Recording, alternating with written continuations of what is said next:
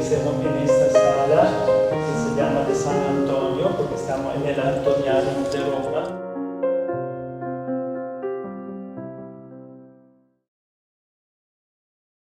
Ahora damos las palabras a la doctora, profesora Belén Bajas Osa, de la Universidad Francisco de Vitoria de Madrid, que ha tenido un estudio, en particular en el libro importante, sobre la evangelización de las fronteras de Américas y la presencia fundamental de Sor María de Jesús de Ávila.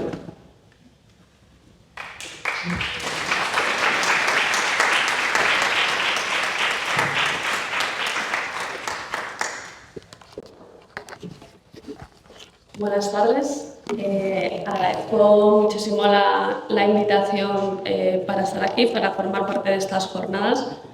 Muy especialmente muchas gracias Fray Stefano y Sor Vianney.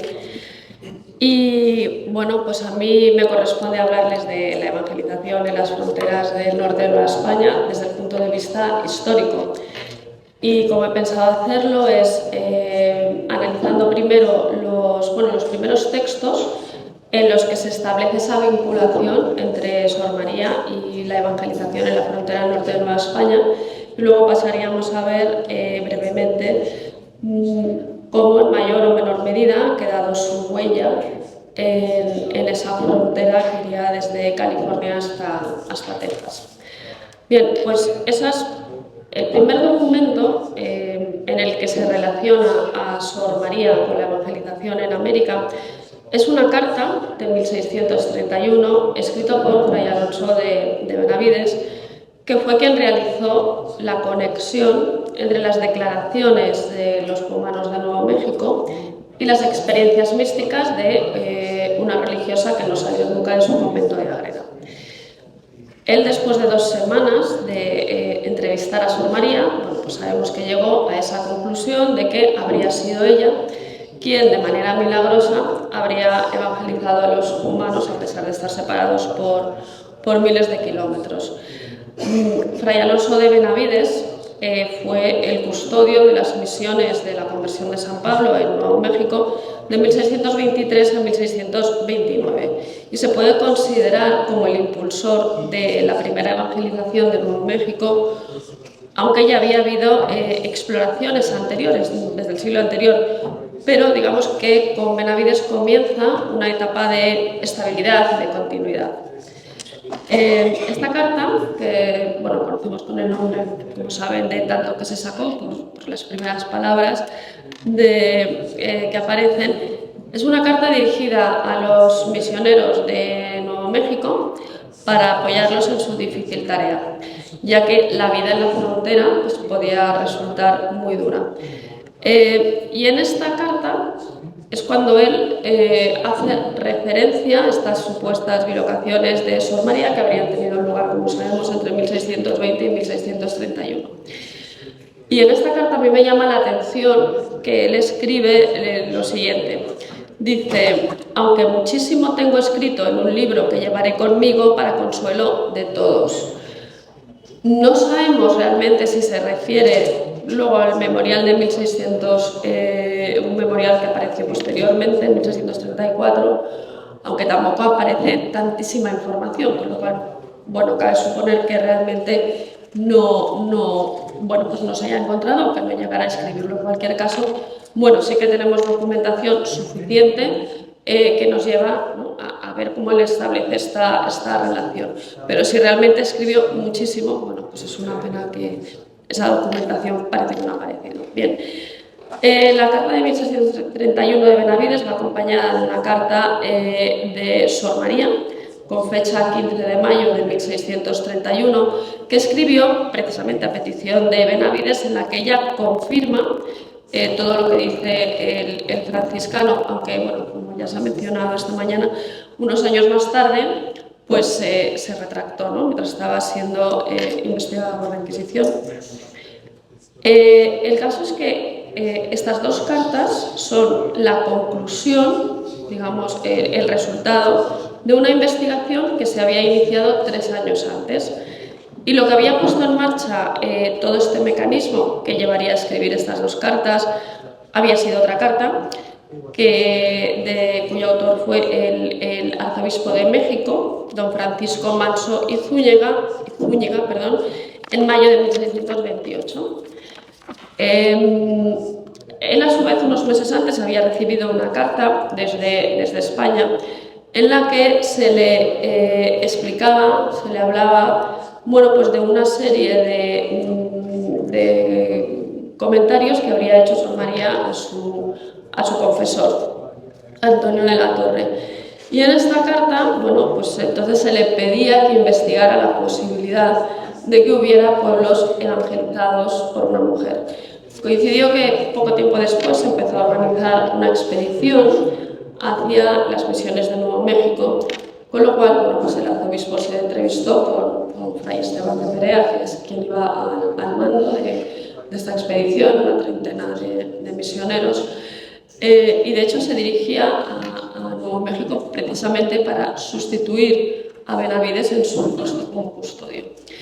Llega a Isleta, Fray Esteban llega en 1629 a Isleta Pueblo, en Nuevo México, que era donde estaba establecido Benavides, y cuando éste conoció el encargo del arzobispo, Benavides escribió después esto en su memorial de 1634. Él dice: muy ignorantes estábamos de ella, ni jamás habíamos tenido noticia de la Madre María de Jesús. Pero luego advertimos que el grande cuidado y solicitud con que los indios cumanos nos venían a pedir frailes cada verano para que los fuesen a bautizar era alguna moción del cielo. Es decir, en ese momento, en 1629, estando en Isleta, en su misión, es cuando Benavides oye hablar por primera vez de Sor María de Ágreda. Y aquí se refiere a que desde hacía varios veranos los cumanos pasaban por Isleta y pedían que les acompañara de regreso a su territorio el mismo o algún otro misionero para recibir el bautismo.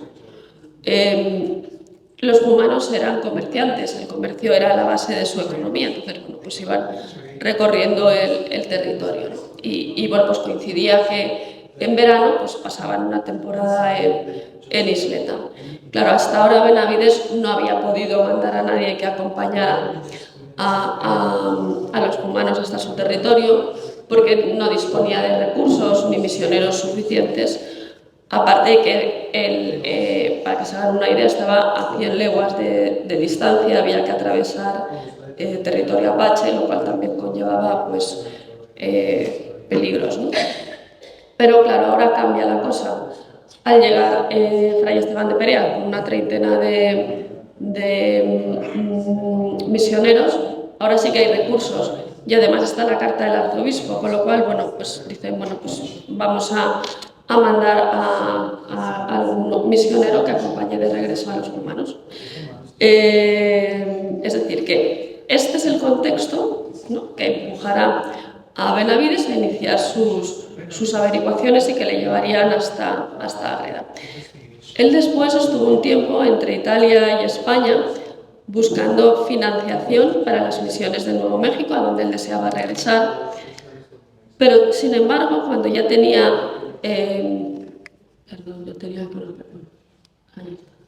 cuando ya tenía todo previsto, autorizado y organizado para regresar a Nuevo México, se conservan de hecho cédulas reales de 1635, de improviso algo hizo cambiar a Benavides, de modo que el último dato que tenemos de él es que en 1636 parece ser que embarcaba desde Lisboa hasta Goa como obispo auxiliar. Esto es un cambio repentino del que no se tienen más noticias y de hecho es la última noticia que tenemos de Benavides, con lo cual cabe deducir que posiblemente moriría en el trayecto hacia Goa, porque se sabe que nunca llegó a su destino. Claro, y entre otros motivos, pues por esto pues nunca se publicó en la época su memorial de 1634. Porque hay dos memoriales, como ustedes saben. Cuando en 1629 Benavides es sucedido por Fray Esteban de Perea como custodio y regresa a España, escribe, entonces publica este memorial. Este primer memorial dirigido al rey Felipe IV. Este memorial es la historia de la primera evangelización de Nuevo México, desde la llegada de Hernán Cortés y Cabeza de Vaca, seguidos de Fray Marcos de Niza, Vázquez Coronado, a finales del siglo XVI, la expedición de Juan de Oñate, hasta que él mismo se introduce en ese relato con su llegada a Nuevo México en 1626. Entonces, de manera cronológica, él va relatando las diferentes expediciones. Como digo, incluye además su propio recorrido, donde entró en contacto por primera vez con diferentes poblaciones, y Benavides nos escribe sobre sus costumbres, forma de vida, detalles que le llamaban especialmente la atención. Por lo tanto, desde el punto de vista histórico y etnográfico, es un documento muy valioso. Este memorial tuvo mucho éxito, de hecho fue traducido a 4 idiomas, latín, francés, alemán y holandés, y ante este éxito él comenzó a trabajar en un segundo memorial, pero cambiando el interlocutor. En vez de dirigido al rey Felipe IV, en esta ocasión lo dirige al Papa Urbano VIII, por lo cual va a introducir una serie de cambios en el contenido y en la estructura, aunque ambos textos son muy parecidos. Es decir, la esencia de los dos textos es la misma, es el relato de la primera evangelización de Nuevo México. Pero con el cambio de interlocutor, bueno, pues se van a introducir una serie de cambios, ¿no? Como hemos mencionado ya, este memorial de 1634 nos había publicado. Su original está precisamente en un archivo aquí en Roma, en el Archivo Histórico de Propaganda Fide, y es en el documento que yo he estado trabajando. Bien, el caso, como les decía, que al cambiar de interlocutor, el segundo memorial pues elimina todas las referencias al rey, o elimina capítulos que habla de cuestiones económicas, y a cambio de eso va a introducir otra serie de capítulos que son más espirituales, más del gusto del Papa. Por ejemplo, para que se hagan una idea, introduce como nuevos 10 capítulos sobre los primeros mártires de Nuevo México. Este segundo memorial tiene 52 capítulos, con lo cual, 10 capítulos dedicados al martirio, ¿no? Vemos que es un porcentaje importante en una época en la que era una cuestión también importante. Él aprovecha también en este segundo memorial, pues para ordenarlo, cambia el orden, como digo, elimina algunos capítulos, y luego hay otros que sin eliminarlos lo reescribe completamente, manteniendo el mismo contenido, pero lo reescribe, ¿no? Y como ejemplo de uno de los capítulos en los que aparecen más cambios, precisamente el capítulo dedicado a los cumanos y Sor María de Ágreda. Claro, tengamos en cuenta que cuando escribe el primer memorial en 1630 no había conocido todavía a Sor María, no había viajado hasta Ágreda. El segundo memorial ya ha conocido a Sor María y ya ha establecido su conclusión. Por eso en 1630, el primer memorial, se refiere a ella como la santa, no da un nombre, porque todavía no tiene la certeza. No será hasta el segundo memorial cuando él ya establece esa conexión entre esa evangelización en Nuevo México y Sor María. Entonces, podemos deducir, por tanto, que era prudente, y hasta que él no tiene la certeza, lo que él considera certeza, no se atreve a escribir el nombre de Sor María de Ágreda.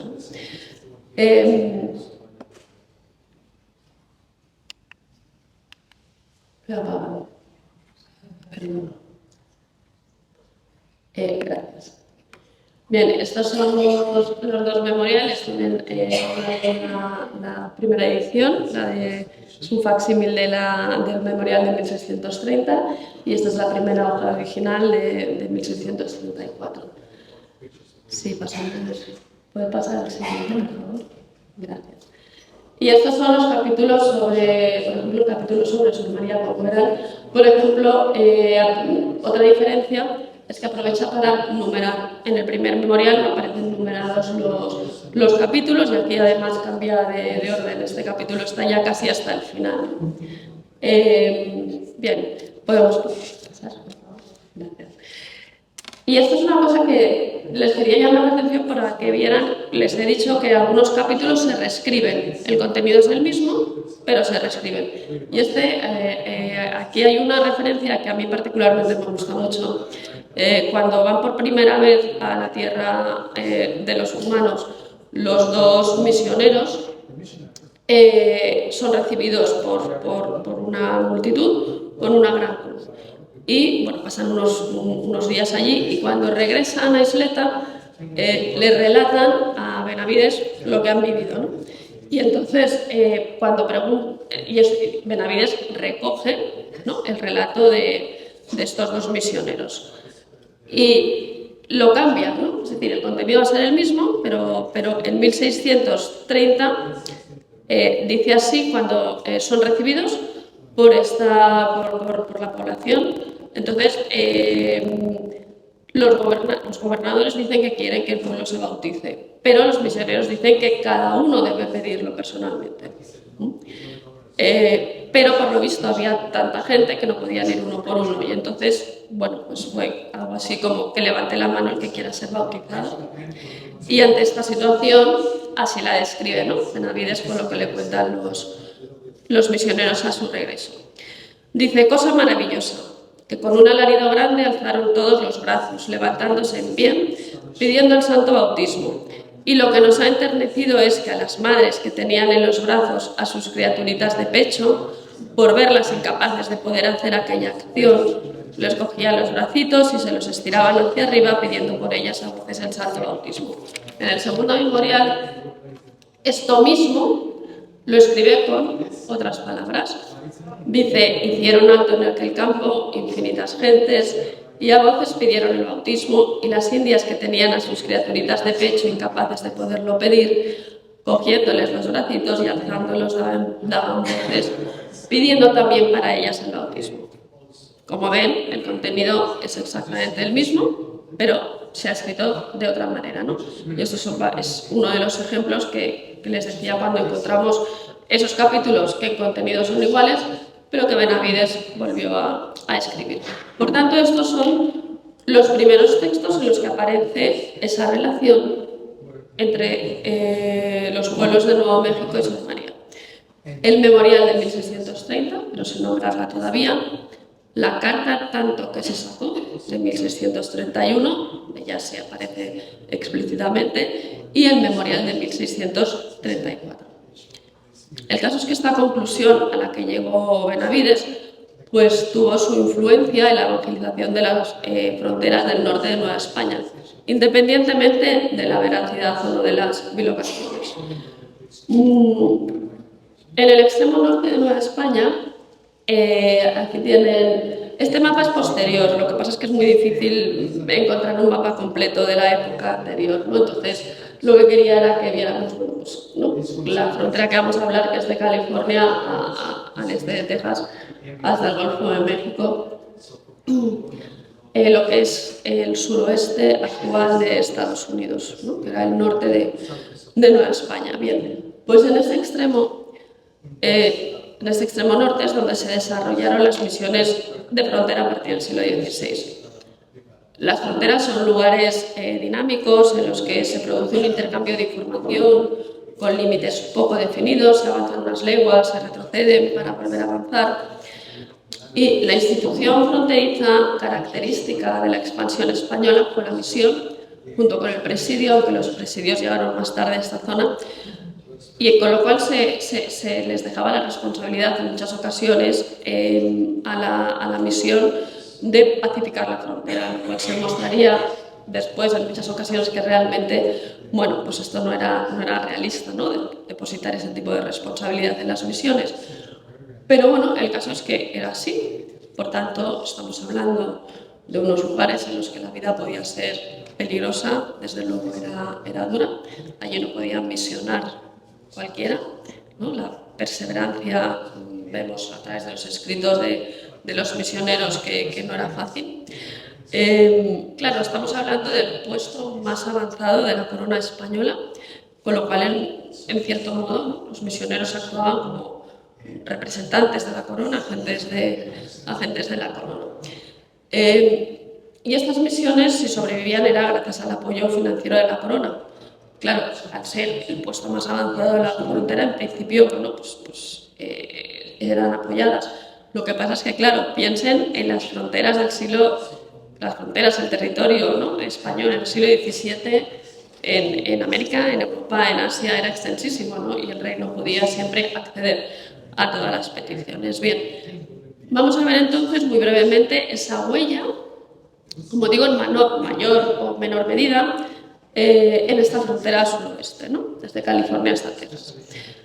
California había sido descubierta en 1535 por Hernán Cortés y a partir de entonces se sucedieron varias expediciones, pero todas habían terminado fracasando en el sentido que no se habían producido asentamientos estables, ¿no? En 1682, el padre Francisco Eusebio Kino, jesuita italiano que acababa de llegar a México, pues fue incorporado a una nueva expedición a California por sus conocimientos en cartografía y matemáticas. Participó en 2 expediciones, de hecho fundó allí las primeras misiones en el sur de California. Y estando en preparativos la tercera expedición, pues se vio suspendida indefinidamente precisamente por falta de financiación. Y el padre Quino entonces fue destinado a la Pimería, que era un territorio incógnito que se extendía al norte de Sonora. En 1687 fundó la primera misión entre los Pimas y allí permanecería 24 años hasta su muerte. Y realizó unas 40 entradas, expediciones, y normalmente él iba fundando misiones hacia el norte, pero también hacia el noroeste, porque quería volver a California. Él ansiaba regresar a California, porque era consciente de la mucha labor que le había quedado pendiente. Entonces iba fundando misiones hacia el noroeste por la Pimería, por este territorio que hoy sería, como digo, norte de Sonora, sur de Arizona, para poder conectar por el paso por tierra. Claro, esto era más complicado porque en esa época era creencia generalizada que California era una isla. Y de hecho, Quino, sus primeros mapas, dibuja California como una isla, pero él está convencido de alguna manera por sus conocimientos que es una península, ¿no? Entonces, finalmente descubre este paso por tierra y este mapa todavía es anterior. Por ejemplo, aquí ven que California, nada, se ve el mar de California y ahí se ve otro sitio de California y ahí no se ve si es península o si es isla, ¿no? Pero hasta el principio del siglo XVIII no va a dibujar los primeros mapas exactos de la zona. Bien,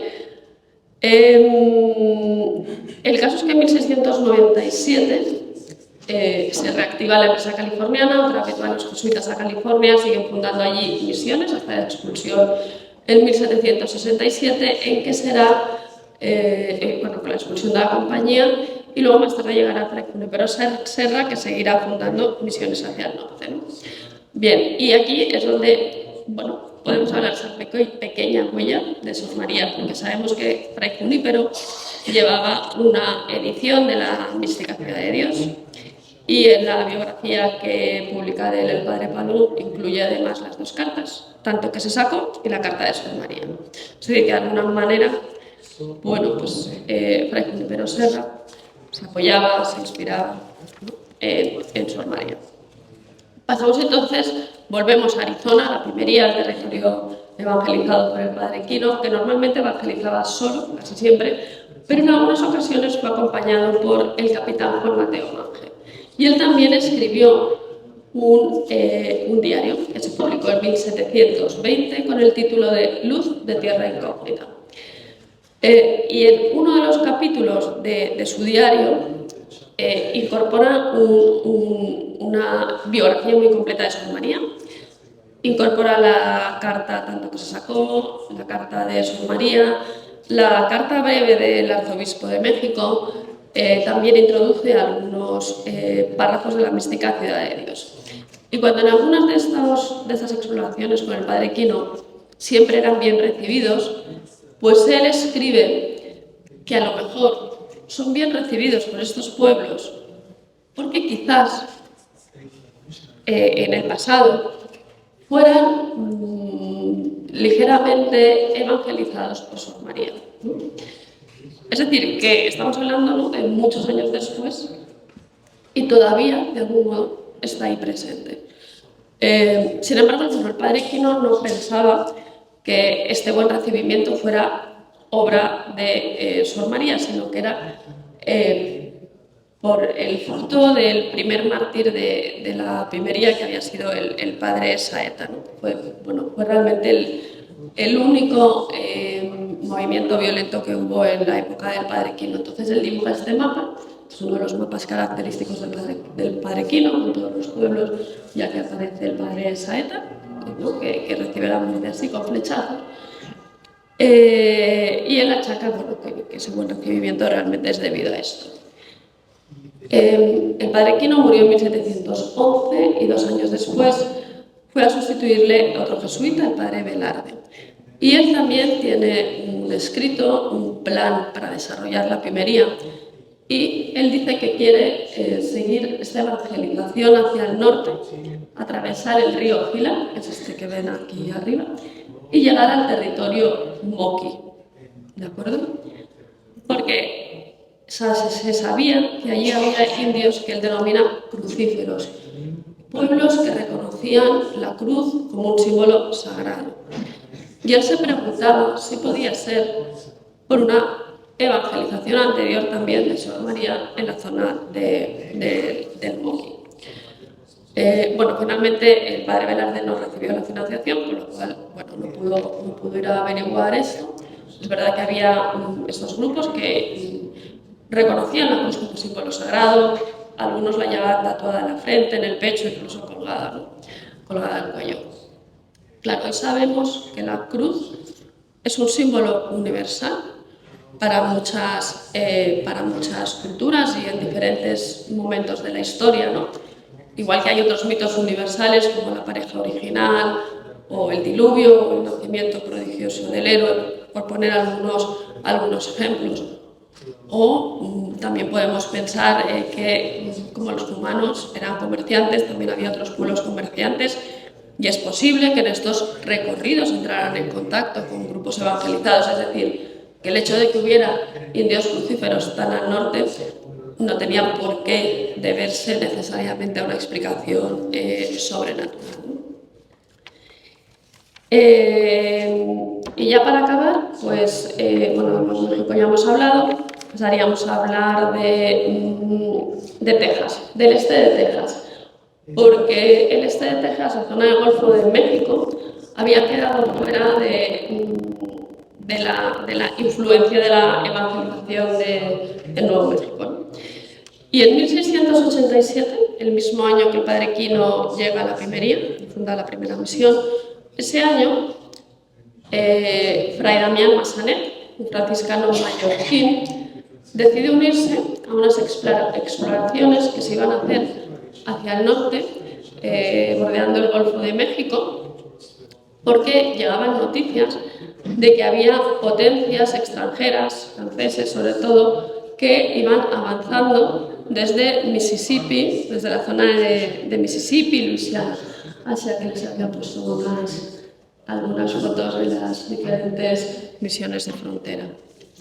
Bueno, entonces, Fray Damián Massanet se une a esta expedición, porque aquello era territorio español, lo que pasa es que no estaba ocupado y entonces, pues iban avanzando los franceses desde la Luisiana.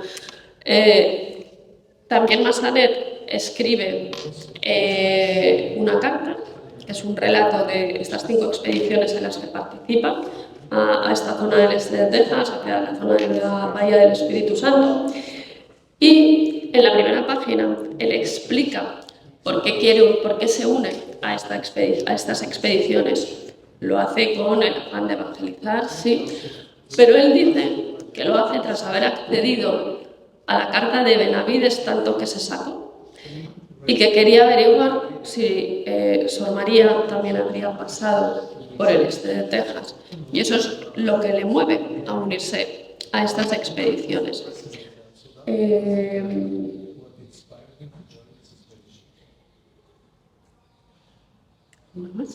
Gracias.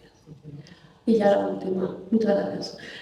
Entonces, y él concluye al final que sí que ha encontrado esa conexión en el este de Texas, porque los indios Texas le piden tela azul para utilizar como mortaja y solamente podía ser tela azul.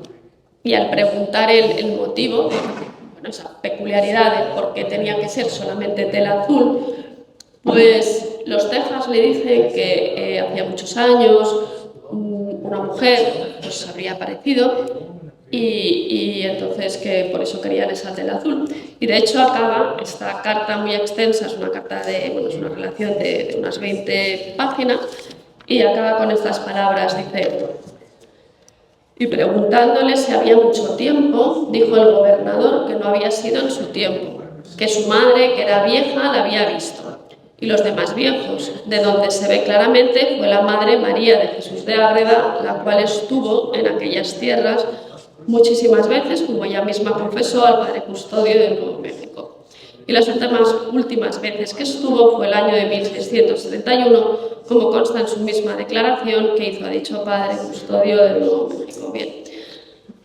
El caso es que esa conclusión a la que había llegado Fray Alonso de Benavides en 1631 y que después recoge en su memorial de 1634, como hemos dicho, independientemente de la veracidad o no de las bilocaciones, tuvo una repercusión en estos territorios de las misiones de la frontera norte de Nueva España, tuvo una repercusión en esta primera evangelización en mayor o menor medida y de hecho, bueno, pues todavía hoy está presente, ¿no?, en algunas tradiciones. Hemos visto cómo en California sirvió de apoyo a Fray Junípero Serra, como en la Almería el capitán Mange pues, se preguntaba si el buen recibimiento de que era un objeto se debía a una evangelización parcial anterior de Sor María y el padre Velarde buscaba su presencia como explicación al símbolo de la cruz en varios grupos. Y de manera indirecta, la primera misión del este de Texas pues, la fundó Fray Damián Massanet buscando esa huella de Sor María. Y esto es lo que quería comentarles. Muchas gracias por su atención. Gracias.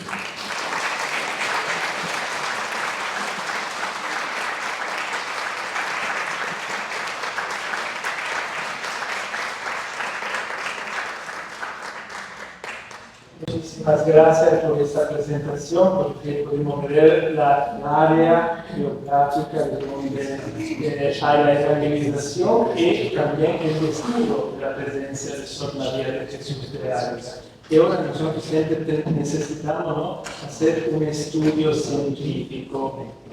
Eso es muy importante porque hay muchísimo también en nuestro problema actual varios santuarios, varias devociones, varias cosas que no tienen un fundamento científico. Necesitamos práctica para dar valor, porque hoy la gente de hoy tú no puedes decir, tengo un mal aquí, reza un Ave María de paz, ¿no? Porque no podemos continuar así. Tenemos que dar una ayuda verdaderamente importante. Muchísimas gracias. Ahora tenemos un descanso de 5 minutos para regresar.